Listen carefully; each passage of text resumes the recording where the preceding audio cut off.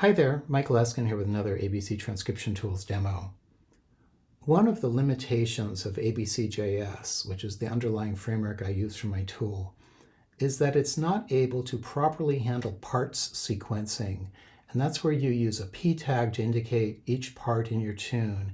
And then you have another p tag at the top that shows the order that you want the parts in. So you might mark some part as part A, part B, part C, and then you might want to say, I want to play part C, then part B, then part A. And rather than wait for abcjs to be updated, I realized that I could essentially flatten the tunes by looking at those parts and then putting them in a certain order into the player. So information on how to do this is in the user guide in a new section called Flattening Parts for Playback. And this is an experimental feature. And it is something you have to opt into on a per tune basis by adding this additional annotation, which is play flatten parts. So I'm going to give you an example here. I'm going to open up Banished Misfortune, which is a 3-part tune. And if you were just to play this in the player, you would see you get the parts exactly in the order that you see them. But I'm going to go ahead and I'm going to start to add part annotation to this. So I'm going to say the first part is part A, and the second part is part B, and the third part is part C. And then I'm going to add a sequencing p tag where I'm going to want to play them in reverse order. So I'm going to say C, then B, then A. And that's indicated right here.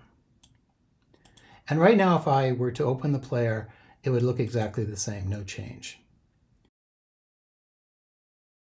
So now in order to enable the flattening of the parts and to put the parts in the order specified by this p tag, you're going to need to add that play flatten parts annotation to the tune. And I'm going to put it right at the very bottom of the header. And now when I play the tune, you'll see that we get them in the reverse order.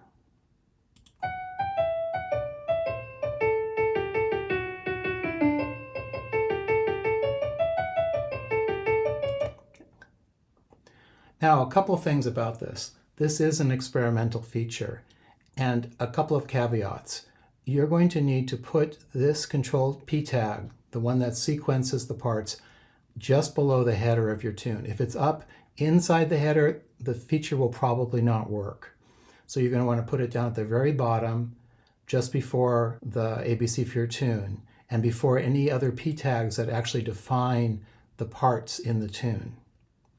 The play flatten parts, that can go anywhere in the tune, but I would suggest arranging your tunes like I have it here, where you have your header, then you have the play flatten parts, and then you have the p tag that does the sequencing, and then you mark each of your parts with a letter like this. Now, if you currently have ABC that uses p tags and uses the sequencing, this tag may be somewhere else in the tune.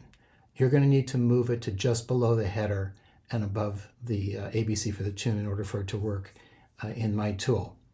Again, this is an experimental feature. I'm sort of trying it out.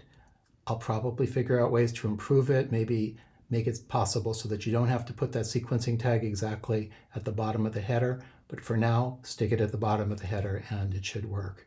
It can also handle a more complex syntax. For example, if we wanted to say C twice, B twice, and A 3 times, and now we hit play, you'll see we get 2 C's, 2 B's, and 3 A's. So it's a very flexible system. You can take a look at the ABC MIDI spec and learn more about the description of this particular sequencing tag. But I think it does cover most of the common cases. So a very useful feature, again, experimental. It's probably going to break. Please send me a message on Facebook or an email if you run into a particular situation where you think it should work and it's not working, and I'll take a look at it.